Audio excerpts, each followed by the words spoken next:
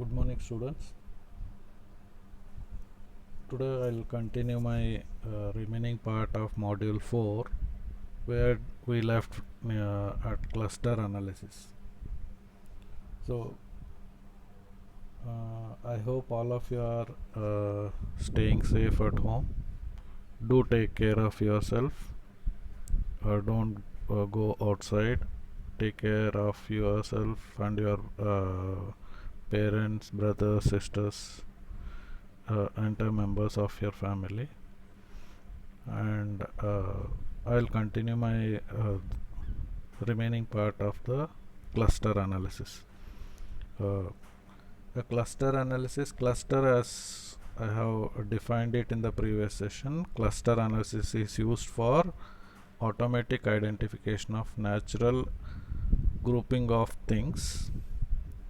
It is also known as the segmentation technique, which is used for segmenting and grouping several related items. Data instances that are similar to or near each other are categorized into one particular cluster. So which are all are belonging to the same category are categorized into one particular cluster. Data instances that are very different or far away from each other are moved into different clusters. Am I making some sense? So this is about clustering. Clustering, it falls under unsupervised learning technique, as there is no output or dependent variable for which a right or wrong answer can be computed. And coming to the applications of cluster analysis, here are some of the examples for clustering. Especially they are used for market segmentation, product portfolio, and it is also used in text mining. Market segmentation, in the sense it is used for categorizing customers according to their similarities, for instance by their common wants and needs and propensity to pay, can help with target marketing, so that they can target such customers what they need and based on their capability to pay. Next, they can also be used in product portfolio. People of similar sizes can be grouped together to make small, medium and large size for clothing items. And it can also be used in text mining. Clustering can help organize a given collection of text documents according to their content similarities into clusters of related topics. Now let me define a cluster.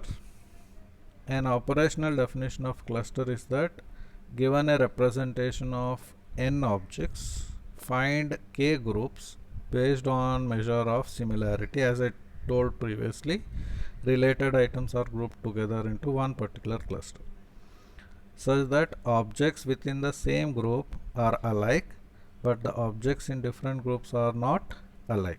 That is, similar items are in one group and non-similar items are in another group.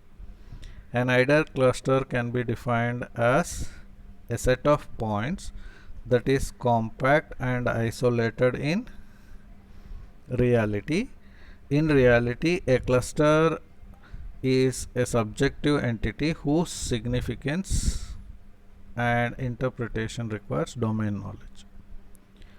So to represent a cluster, you can see this figure in which the clusters are marked as into.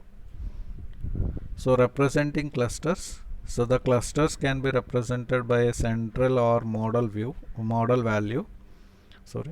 A cluster can be defined as the centroid of the collection of points belonging to it. So a centroid is measure of central tendency. It is the point from which the sum total of squared distance from all the points is minimum.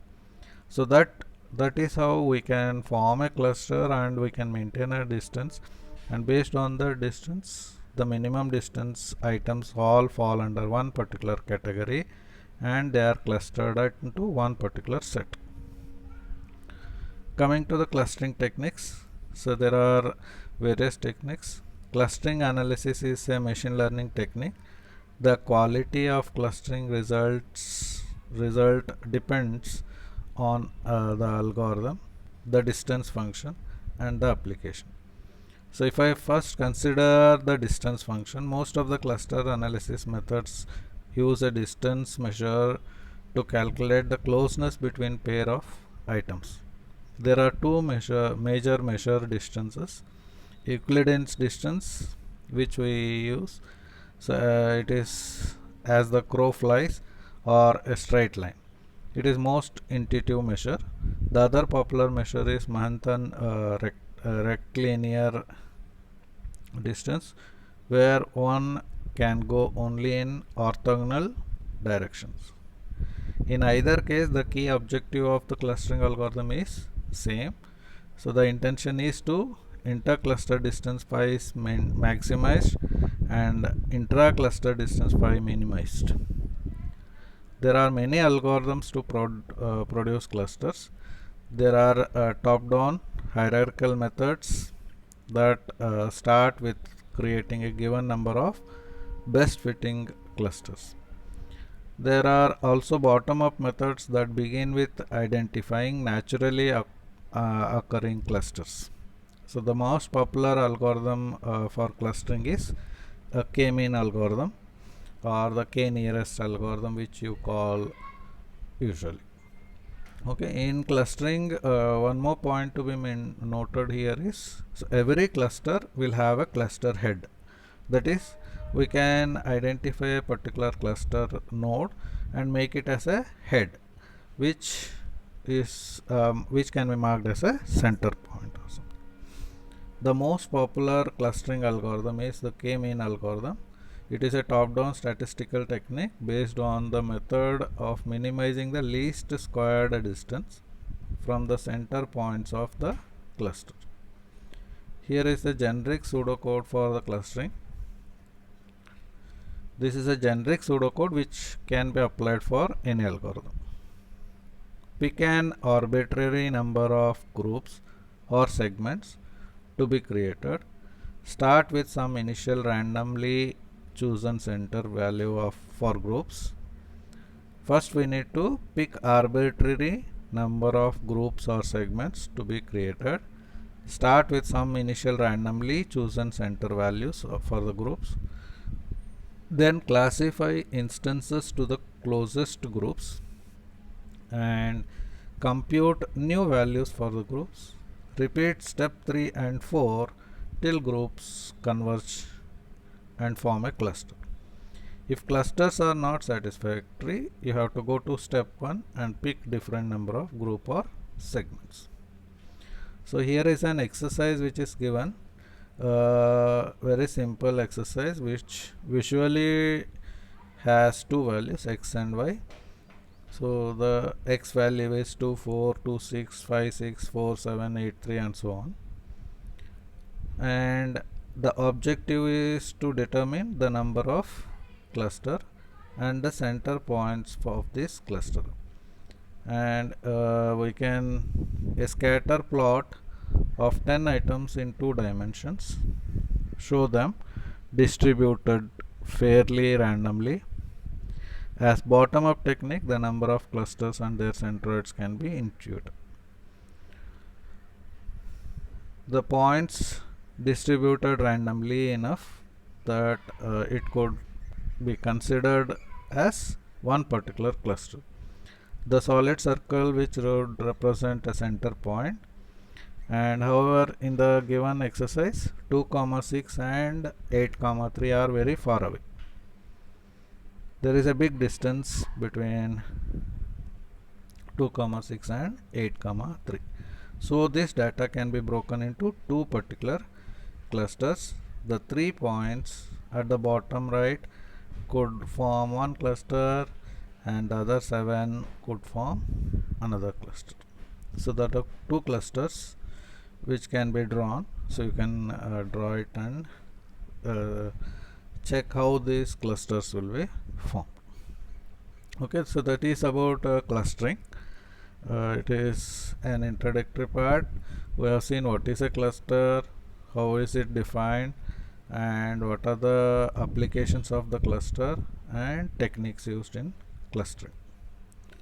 So next important topic available in this module is association rule mining. Association rule mining is a popular unsupervised learning technique used to help identity shopping patterns. Especially it is used for matching shopping patterns. It is also known as market basket analysis. So that is based on the number of items chosen and which are the frequent item sets. We will be looking into association rule mining and we will be identifying frequent sets. Okay. So it helps in many ways. It helps for finding relationships and between variables, items or events. So an example for association rule would be a customer would buy a flight tickets and a hotel reservation along with together, and also there are chances for him to buy or to plan for a rental car for out of 100%, 60% will be matching this criteria. That is, the customer whomsoever is booking a ticket, there are chances of him or her booking a hotel or making a hotel reservation, and also there are chances of he or she planning to go buy a rental car. So out of 100 we can maximize 60% is going to match. And in the sales marketing, it is used for cross marketing and cross selling, catalog design, e-commerce site design, online advertising optimization. Online advertising optimization in the sense, so whenever you search for a particular topic or particular item, it should be on the topmost criteria. Okay, so product pricing and sales or promotion configuration. For all these purposes we can use association rule mining. This analysis can suggest not to put one item on sale at a time, and instead it can suggest us to create a bundle of products promoted as a package to sell other non-selling items together, such that the non-selling items are packed together and they are bundled and they are sold together. So in retail environments, it could be used to store design. Say bundling in the sense, it is a best example wherein in Big Bazaar and so on, like we get combo packs like oil bundled with sugar plus rice, etc. Okay, so in retail environments, it could be used for store design. Strongly associated items can be kept close together for customer convenience, or they could be placed far from each other so that the customer has to walk the aisles, and by doing so it is exposed potentially to other items. So in medicine, this technique can be used for relationships between symptoms and illness, diagnosis and patient characteristics or treatments, and it can be used for genes and their functions, etc. So coming to how we represent these association rules. So the association rules are represented based on two basic concepts. One is called as support and the other one is called as confidence. A generic association rule is represented between a set x and y, x by y, that is S percentage and C percentage. S stands for support and C stands for confidence. X comma Y products and or are services. X is left hand side, Y is right hand side. S, as I told previously, it is support. How often X and Y are bundled together in a data set, that is P of X union Y. Next is confidence, that is how often Y is found given the value X, that is P of X or Y, Y or X.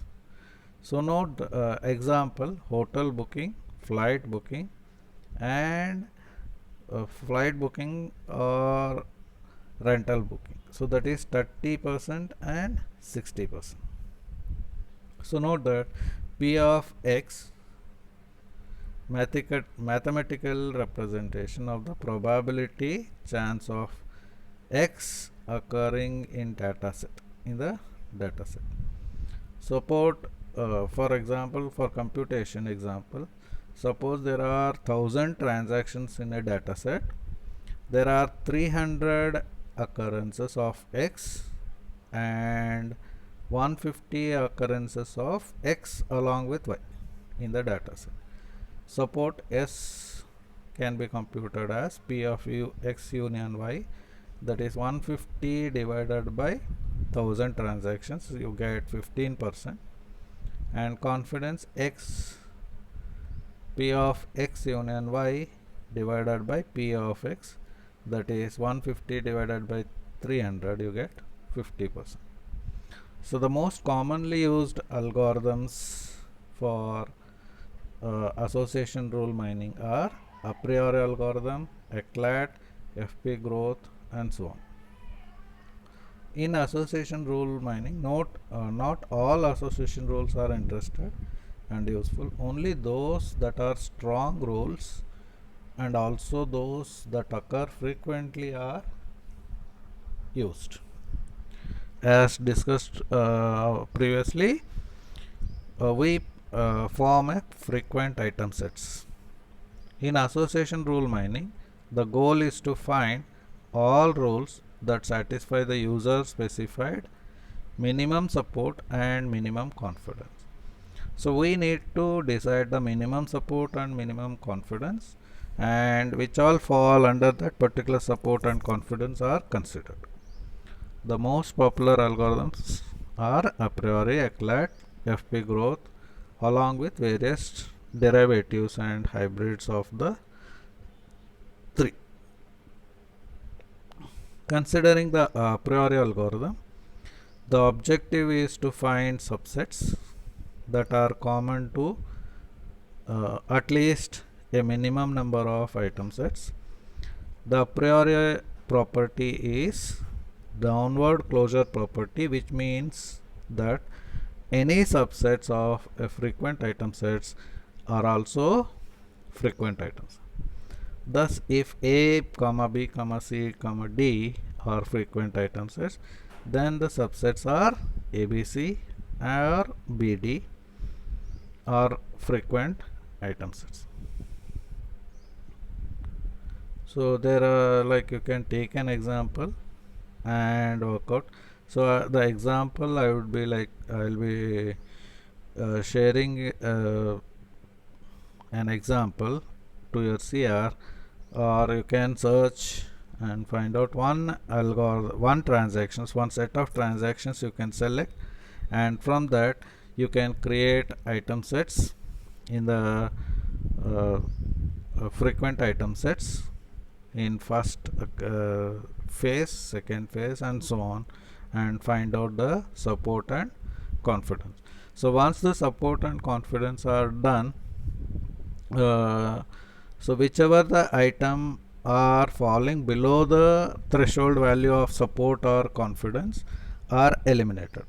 So you can just make a practice of one example on a priori algorithm, there are chances of asking that particular question in the examination, and it would be much more clear for you to make association rule mining.